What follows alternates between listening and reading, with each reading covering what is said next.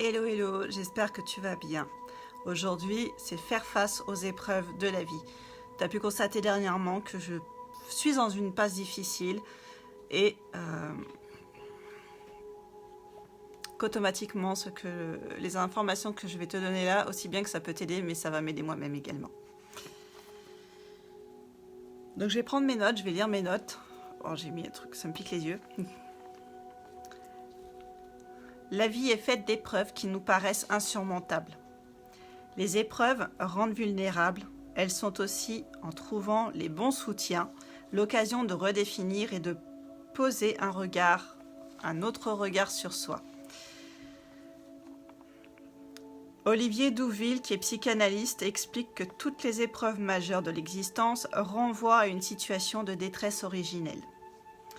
Lorsque nous y sommes confrontés, nous redevenons le petit enfant sans défense que nous avons été un jour, ou le bébé dépendant totalement pour subsister du bon vouloir de l'autre, que ce soit de la mère ou de la nourrice. Face à l'épreuve, une même interrogation surgit et qui n'est pas toujours de manière consciente. Par exemple, face à une épreuve de santé, on se demande souvent « Qu'est-ce que je vaux maintenant que mon corps m'a trahi ?» Notre regard sur nous-mêmes est brutalement remis en cause et notre espace intime est malmené. Les événements pénibles nous poussent à découvrir des schémas de pensée qui, à notre insu, conditionnent notre moi. Nous allons rencontrer notre vulnérabilité ou au contraire, des potentialités, des forces de vie insoupçonnées. C'est un moment important pour s'introspecter. Quand un de nos points d'appui s'effondre, nous devons nous engager dans un travail intérieur de deuil. Parfois, dénier un temps la réalité de la perte est préférable, si cet aveuglement passager nous épargne une grave dépression. Il semble évident que nous ne sommes pas tous égaux face aux difficultés de la vie. Les personnes qui sont tenues pour fragiles résistent à des catastrophes terribles, tandis que des colosses s'écroulent après avoir été quittés par leur petit ami. Et vous savez la différence entre les deux ? C'est que les personnes fragiles ont une bonne image d'elles-mêmes. Elles ont confiance en leur capacité de rebondir après une passe difficile.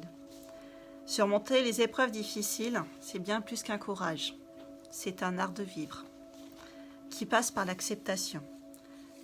Alors, il existe 5 astuces du coup pour faire face aux épreuves. La première est de contrôler ses émotions. Quelle que soit la situation, tu vivras d'abord un moment d'émotions au pluriel, qui sont plus ou moins intenses. Et la plupart du temps, ce sera un mélange de tristesse, de dégoût, de colère, de frustration et de peur. Tu te sentiras momentanément abattu. Il est nécessaire de vivre tes émotions, car ce sont des messages, et tu dois en tenir compte. Et te renseigner sur ce que tu dois faire. On va prendre par exemple, derrière la tristesse, il se cache des besoins. Il se cache des besoins de réconfort, d'acceptation, d'expression émotionnelle, d'amour. Derrière la colère se cache un besoin d'écoute, un besoin de compréhension, un besoin de changement, un besoin de réparation, un besoin de décharger de l'énergie. Derrière la honte va se cacher des besoins de restaurer l'estime de soi, d'acceptation inconditionnelle. Derrière l'émotion de la peur, il y a les besoins de réassurance, il y a les besoins de protection et d'aide. Derrière les besoins de dégoût, dans l'émotion de dégoût, il y a des besoins également. Sécurité, respect, accueil des émotions et justice.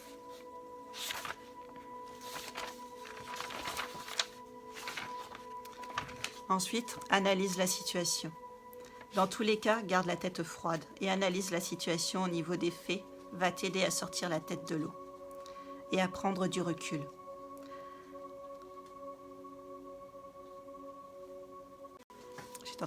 En troisième, apprends et pose-toi ces 4 questions. Même si je n'ai aucun pouvoir sur ce qui m'arrive, qu'est-ce que je choisis comme attitude? Et si j'ai contribué aux événements, quelles leçons je veux en tirer? Comment faire mieux, différemment la prochaine fois? Comment réagir plus vite et plus efficacement? Se faire aider. Les personnes résilientes cherchent du soutien, des conseils et des encouragements des autres quand les temps sont durs. Cela démontre une lucidité. Change ton focus. Lorsque leur tentative de réaliser un projet ou une tâche ne leur donne pas les résultats espérés, les personnes qui rebondissent examinent les problèmes en perspective, réfléchissent aux façons d'aborder la question différemment la prochaine fois et mettent en pratique leur analyse.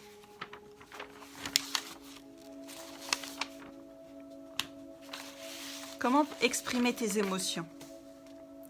Tu peux les exprimer par écrit. Donc tu peux écrire, que ce soit des poèmes, que ce soit juste une lettre. C'est toi qui vois. Tu peux peindre, tu peux dessiner. Tu peux contempler un ciel étoilé, la mer, la nature, quelque chose qui permet de t'apaiser. Tu peux marcher, courir, nager. Tu pars en vacances, tu changes de paysage. Si tu habites en ville, pars à la campagne. Si tu habites à la campagne, pars à la mer ou pars à la montagne. Prends soin de toi, prends soin de ton corps, prends soin de ta santé. Fais-toi belle, maquille-toi pour toi. Le tout, c'est que tu te plaises. Et si tu as quelqu'un dans ton entourage qui vit une passe difficile et que tu veux l'aider, le soutenir, respecte-le, écoute-le, mais surtout ne t'impose pas et n'impose pas tes idées ni tes croyances.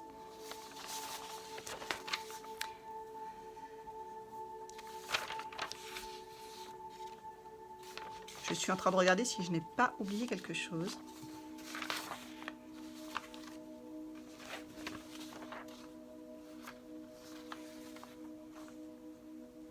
Ah oui, pour finir, et là je vais te faire participer en commentaire. Et toi, comment réagis-tu par rapport au revers de la vie? Si tu as des trucs, des astuces, des outils qui t'ont permis de te sortir de tes revers de vie, tu peux les mettre en commentaire, ça permettra d'aider d'autres personnes qui verront cette vidéo. N'hésite pas à la partager si ça peut aussi aider quelqu'un. Je te souhaite une excellente fin de journée et je te dis à vendredi pour le prochain live.